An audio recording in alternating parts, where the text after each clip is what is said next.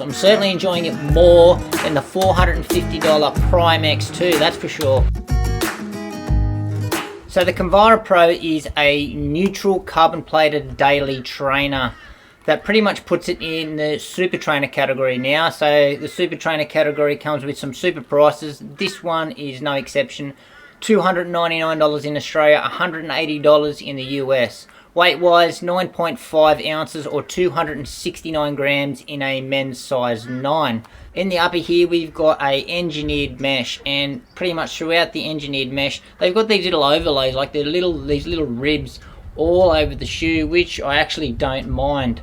Padding wise, there's a moderate amount of padding. It's not overly done, it's not plush, but it's just right, I think.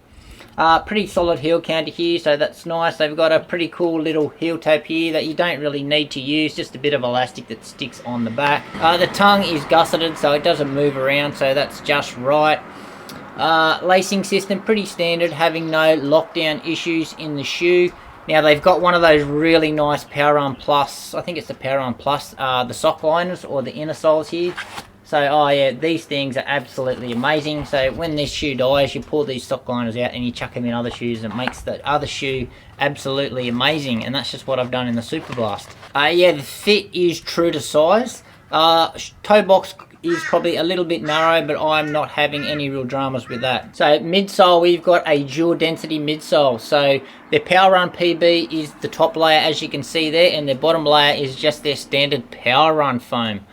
Within that, they have got a 3/4 length carbon plate. Now the shoe is quite stiff, as you can see there. It's probably overly stiff. It's a little bit more, not too bad through the toe box, but overall this is a pretty stiff shoe. Geometry wise, Saucony are using their speed roll, so that's what they call their rocker, their geometry, and this one for me sits in the sweet spot, so really enjoying that. So how does that combo complement the ride? Well, for me, first word that comes to mind on this ride is smooth. This is a really smooth ride. Very efficient, so you feel quite efficient going at them slow paces. It just rolls through the stride effortlessly. It's not squishy, it's not harsh or firm by any means. I think it sits in this really nice spot in the middle. It's not responsive though, and it's not bouncy. Yeah, it just sits in this really nice spot in the middle, which I'm really liking at this stage. So in the outsole, we have got no outsole rubber, and I'm really enjoying that. So obviously that's going to put the durability in question, but the outsole is pretty much just the Power Run foam, and they've just got these ribs that provide the grip. But man, that complements the ride and just makes the feedback of this ride just so soft and just, oh, it's just nice. So yeah, just really enjoying no rubber on it. So I think if this shoe did have some outsole rubber on it, it could be quite a harsh ride. I'm having no grip issues at all. It's just the durability. I think that could come under question. So what I'm really liking in this shoe so far is definitely the ride. It's just so smooth. Really love the geometry of this shoe. I'm also liking the outsole, the fact that it's got no outsole rubber. I just love that feedback of just a nice soft impact when you hit the ground. And lastly, just the comfort of the whole shoe. It's a really comfortable shoe. So what I'm still figuring out of this shoe is the use of the carbon plate. Does it actually need a carbon plate? Probably not. I think this would be a better shoe without a carbon plate at this early stage in my testing. I think it's just probably a bit rigid. It's still a nice shoe, but I think it'd be even better if they just done away with the plate or put a nylon plate in it.